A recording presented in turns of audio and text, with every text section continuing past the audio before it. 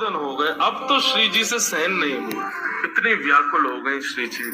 कल तीसरा दिन है, कल अंतिम प्रयास करूंगी, यदि नहीं माने तो मैं यमुना जी में जल समाधि ले लूंगी। श्री जी मनाने लगी, ठाकुर जी फिर नहीं माने, तो श्री जी उठ करके यमुना जी के तट पर चली गई। जैसे ही श्री जी के नेत्रों का अश्रुबिंद आकर के यमुना जी के जल में एक बूंद गिरा, यमुना जी का संपूर्ण जल लाल पड़ गया। यमुना जी प्रकट हो गई।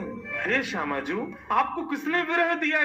इतनी वेदना आपके हृदय में हो रही है। अभी आपके अश्रुबिंद का ताप इतना था, इतना ताप तो हमारे भैया यमराज नहीं देते किसी को नरक में, जितना ताप में आप हो इस वक्त। आप बताइए तो सही, किसने दिया आपको ये? श्री जी थोड़े भाव में बोली, तुम्हारे श्याम सुंदर मान करके बैठे 3 दिन हो गए, रीझ ही नहीं रहे। यमुना जी बोली, हाँ श्री जी को श्रम करा रहे, रुको मैं बताऊं इन्हें। तो यमुना जी गई महाराज, और ठाकुर जी जैसी पीताम्बरी, ठाकुर जी जैसा श्रृंगार, ठाकुर जी जैसा मुकुट, ठाकुर जी जैसे बिल्कुल कानों में कुंडल, ठाकुर जी जैसे बिल्कुल डिट्टो कड़ूला, ठाकुर जी जैसी वंशी, ठाकुर जी जैसा श्रृंगार।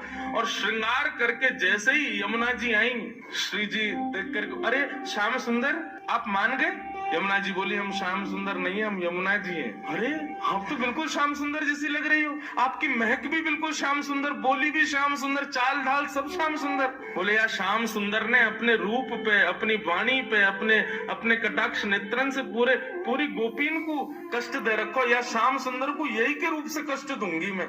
आप यहीं बैठी रही हो राधा रानी, मैं अभी जाऊं।